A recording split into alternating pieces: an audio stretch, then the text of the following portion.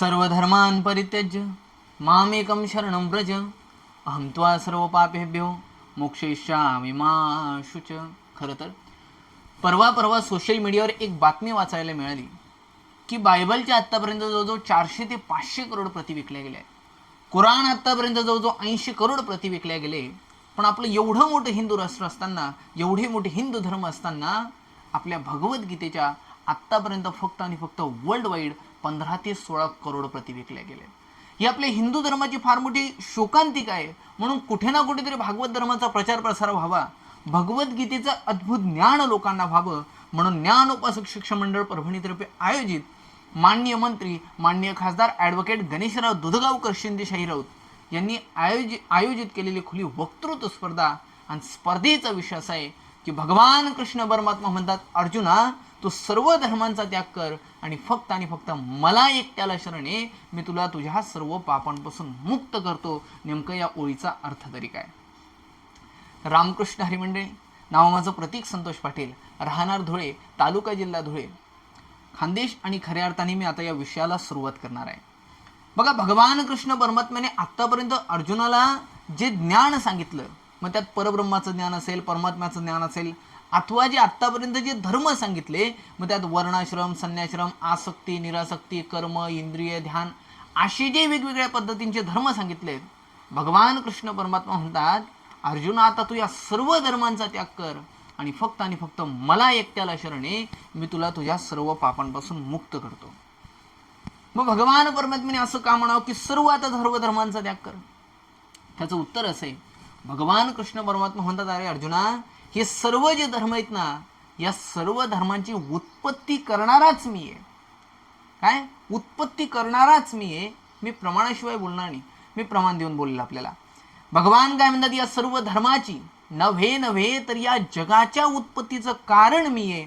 माझ्यापासून सर्व विश्वाची उत्पत्ती होते.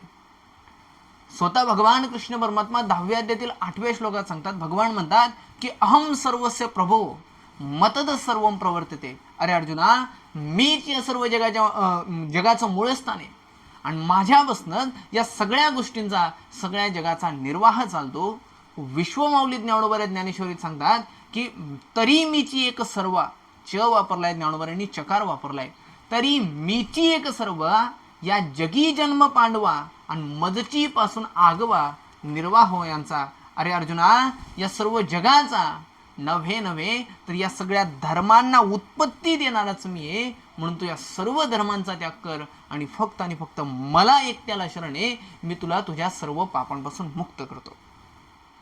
बरं, दुसरा प्रश्न असा निर्माण होतो की भगवान परमात्म्याने 17 अध्यायांपर्यंत वेगवेगळ्या प्रकारच्या धर्मांचं ज्ञान दिलंय आणि 18व्या अध्यायात भगवान कृष्ण परमात्मा डायरेक्ट म्हणतात की तू या सर्व धर्मांचा त्याग कर आता आणि फक्त मला शरण ये. मग याचं असं का? भगवान परमात्मा तर पहिल्या अध्यायात सुद्धा सांगू शकत होतं की तू डायरेक्ट मला शरण ये, तू कुठल्याच धर्माचं पालन करू नको. पहिल्या अध्यायात का नाही सांगितलं? त्याचं कारण असं आहे, जसं मी एक उदाहरण आपल्याला देईल. जर एखाद्या विद्यार्थ्याचं स्वप्न असेल की त्याला ग्रॅज्युएट व्हायचंय आणि पदवीधर होऊन त्याला एक स्पेसिफिक नोकरीला लागायचंय, तर त्याला आपण डायरेक्ट असं सांगू शकत नाही की तू डायरेक्ट शेवटच्या वर्षाला बस, शेवटचं वर्ष तू उत्तीर्ण हो आणि तुला नोकरी लागेल. तसं होऊ शकत नाही. त्या विद्यार्थ्याला पहिली, दुसरी, तिसरी, चौथी, 5वी असं करत मग शेवटच्या वर्षापर्यंत त्याला परीक्षा द्यावं लागेल आणि ती परीक्षा दिल्यानंतर मग तो कुठे ना कुठेतरी त्या ठिकाणी नोकरीला लागेल. तसंच भगवान कृष्ण परमात्मा म्हणतात, अरे अर्जुना, तू आत्तापर्यंत या ज्या सर्व धर्मांचं पालन केलंय ना, आता तू शेवटच्या वर्षाला आलाय आणि आता तू या सर्व धर्मांचा त्याग कर, कारण तुझं शेवटचं जे मूळ स्थान आहे, अथवा आपण असं जरी म्हटलं की अर्जुनाचं शेवटचं जे स्वप्न आहे ना, शेवटचं जे ठिकाण आहे ना, ते फक्त आणि फक्त भगवान कृष्ण परमात्मा आहे. त्यामुळे भगवान म्हणतात तू आता या सर्व धर्मांचा त्याग कर, कारण तुझं शेवटचं स्थान म्हणजे मीच आहे. त्यामुळे तो आता यांचा त्याग कर आणि फक्त माझ्या शरणागतीमध्ये ये. बरोबर. अजून एक उदाहरणाने मी आपल्याला समजवायचं आहे मला की जर आपल्याला एखादी वस्तू जर खरेदी करायची असेल, ती वस्तू जर आपण शेजारच्या स्टोअरमधून जर घ्यायला गेलं तर ती वस्तू आपल्याला अगदी MRPच्या भावाने मिळेल. पण तीच वस्तू जर तुम्ही डायरेक्ट कंपनीमधून आणली तर अगदी माफक दरात, अगदी कमी दरात ती वस्तू तुम्हाला भेटल्याशिवाय राहणार नाही. तसंच भगवान कृष्ण परमात्मा म्हणतात, अरे अर्जुना, हे सर्व जे धर्म आहेत ना, या सर्व धर्मांना निर्माण करणारा मीच आहे. नव्हे तर या सर्व धर्मांना जन्म देणारी कंपनी म्हणजेच मी आहे. म्हणून तू या सर्व धर्मांचा त्याग कर आणि फक्त मला शरण ये, तो तुझं संपूर्ण अज्ञान टाकून दे. मग बघा, आता अज्ञान काय? जसं विश्वमौली ज्ञानोबराय म्हणतात की आशा जैसी दुःखाते, ज्ञानेश्वरीत ओवी सांगतात की आशा जैसी दुःखाते व्याली निंदा दुरिते, ही असो जैसे दैन्याते दुर्भगत्व. अर्जुना, कुणाकडून आशा करणे जसं दुःखाला कारणीभूत ठरतं, निंदा ही पापाला कारणीभूत ठरते. जसं हातात दोरी घेऊन ती दोरी नसून तो साप आहे, ही भासणारी, डोक्यात भासणारी सापाची कल्पना टाकून द्यावी. किंवा झोपलेलं असताना त्या झोपेचा त्याग करायचा आणि झोपेत दिसणारं जे घर प्रपंच असतं ते घर प्रपंच टाकून द्यायचं. हाती घेऊन येतो दोरू, सांडी जे जैसा सर्पाकारू, का निद्रा त्यागे घराच्या स्वप्ने जैसा. जसं एखाद्या व्यक्तीला कावीळ नावाचा रोग झालाय आणि तो कावीळ नावाचा रोग झाल्यानंतर अंगात जो पिवळेपणा असतो, तो पिवळेपणा कालांतराने हळूहळू कमी होऊन जातो.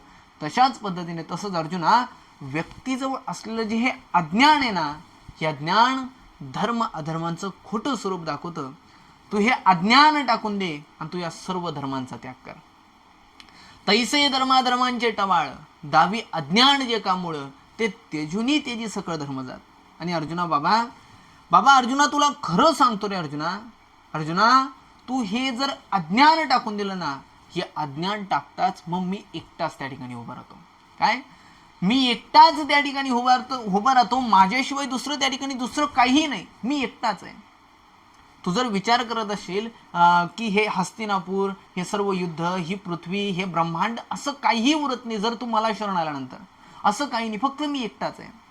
जसं जगद्गुरु तुकोबराय त्यांच्या एका अभंगात सांगतात की अनंत ब्रह्मांडे उदरी हरी हा बालक नंदा घरी. बालक अवस्थेत असताना ज्याच्या उदरामध्ये अनेको ब्रह्मांड होते, तो भगवान परमात्मा, तो एकटा मीच आहे.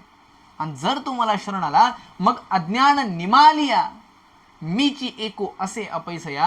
जसं उदाहरणार्थ, जोपर्यंत आपण झोपलेलो असतो, झोपेत असताना आपल्याला वेगवेगळ्या प्रकारचे स्वप्न दिसत असतात, स्वप्नात आपल्याला वेगवेगळ्या प्रकारच्या गोष्टी दिसत असतात.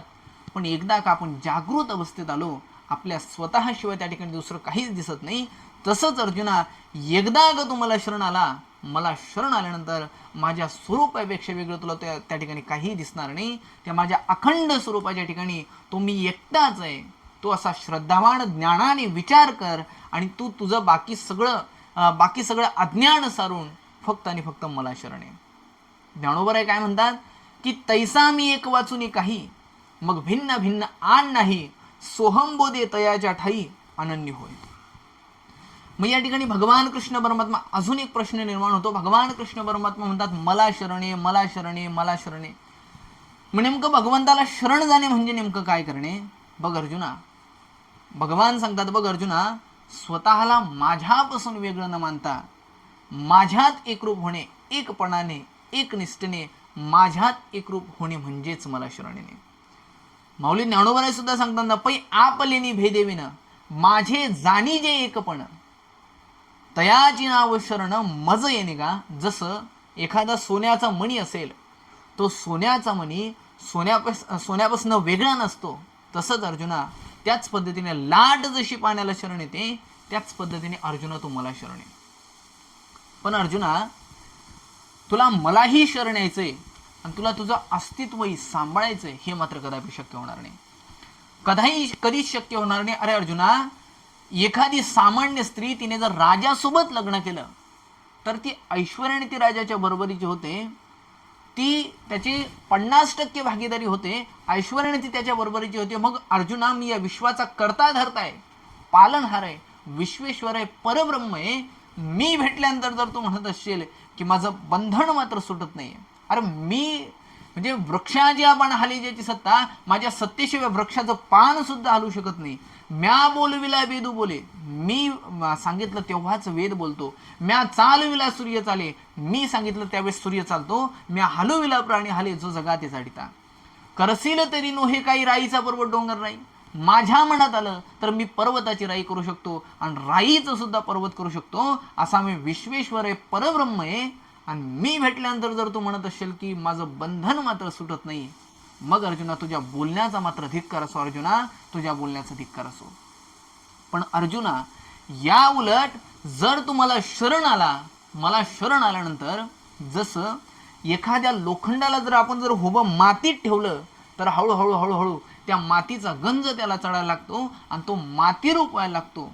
पण एकदा का त्या लोखंडाला जर परिसाचा स्पर्श झाला तर त्या लोखंडाला तुम्ही आडवं जरी मातीत ठेवलं ना तरी त्या गंजाचा त्याला तीळ मात्र सुद्धा स्पर्श होत नाही.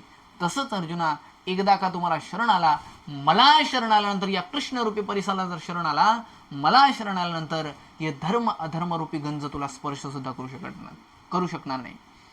तैसे अद्वैत्वे मज शरण रिगालिया तुझ, धर्माधर्म हे सहज लागतील ना. माऊली ज्ञानोबर आहे सांगतात, अरे अर्जुना सूर्य असतो, त्या सूर्याला जसं अंधाराबाबत काहीच माहीत राहत नाही, त्याला फक्त आणि फक्त प्रकाशच माहीत असतो.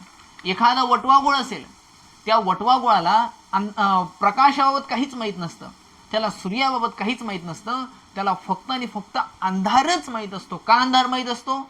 कारण तो त्या अंधारासोबत एकरूप झालाय. तसंच एकदा का तो माझ्याशी एकरूप झाल्यानंतर माझ्या स्वरूपापेक्षा वेगळं तुला दुसरं त्या ठिकाणी काहीच बघायला भेटणार नाही. तू मला शरण आल्यानंतर तुला फक्त आणि फक्त माझं स्वरूपच बघायला भेटेल, त्याच्याशिवाय दुसरं काहीच नाही. कारण ज्यावेळेस भगवान कृष्ण परमात्म्याने शेवटी अर्जुनाला ज्यावेळेस आपलं विराट स्वरूप दाखवलं आणि विराट स्वरूप दाखवल्यानंतर त्यावेळेस अर्जुन स्वतः भगवद्गीतेत म्हणतात की अनेक बाहुदर वकत्र नेत्रम पश्यामि त्वं सर्वतो अनंतपुरम नांतम न मध्यम न पुनस्तो वादिम पश्यामि विश्वेश्वर विश्वरूपम. हे विश्वेश्वर विश्वरूप भगवान कृष्ण परमात्मा, मला तुझे अनेक हात, तुझे अनेक उदरे, तुझे अनेक मुखे, अनेक नेत्र तुझ्या ठिकाणी दिसत आहे. पण भगवंता एवढं दिसल्यानंतरही मला तुझा आरंभ, मध्य आणि अंतच लक्षात येत नाहीये, एवढा मोठा भगवान कृष्ण परमात्मा आहे. म्हणून भगवान काय म्हणतात, एकदा तू मला शरण आल्यानंतर तुला माझ्याशिवाय तुला दुसरं काहीही दिसणार नाही. आणि अर्जुना अजूनही तुझ्या मनात काही पाप पुण्याच्या गोष्टी असतील तर तू त्या पाप पुण्याच्या गोष्टी टाकून दे, कारण तुझं संपूर्ण पाप पुण्य स्वतः मीच असेल. म्हणून याचे काही चिंतिना आपुले ठाई, तुझे पाप पुण्य पाही मीची होईल. जसं मीठ पाण्यात पडल्यानंतर मीठ आणि पाणी काही वेगळं असेल का? तसंच तू मला एकदा शरण आल्यानंतर अर्जुना, तू मला शरण आल्यानंतर तुझ्यात आणि माझ्यात कसल्याही प्रकारचा भेद राहणार नाही. तू आणि मी एकच होऊन जाईल. आणि अर्जुना आत्तापर्यंत तुला मी हे जे सांगितलं ना, एवढं जर तुला कळालं असेल तर तू मुक्त झालायस असं समज आणि मला स्वतःत प्रकाशित करून घे. मला स्वतःत प्रज्वलित करून घे. कारण तुझं शेवटी पाप पुण्य स्वतः मीच असणार आहे आणि तुला सर्व पापांपासून मुक्त करणारा स्वतः मीच असणार आहे. ए तुलेनी अपैसया, माऊली सांगतात, ए तुलेनी अपैसया सुटलाचे आहासी धनंजया, घेई मज प्रकाशोनिया सोडविन तुते. असं या श्लोकात भगवान कृष्ण परमात्म्याने अर्जुनाला तत्वज्ञान सांगितलं. आणि त्या सावळ्या श्रीकृष्ण परमात्म्याने शेवटी आपला कंकणयुक्त उजवा हात पसरून अर्जुनाला आपल्या शरणांगतीत घेतलं, अर्जुनाला आलिंगन दिलं आणि कायमचं आपल्या शरणांगतीत घेतलं. रामकृष्ण हरी.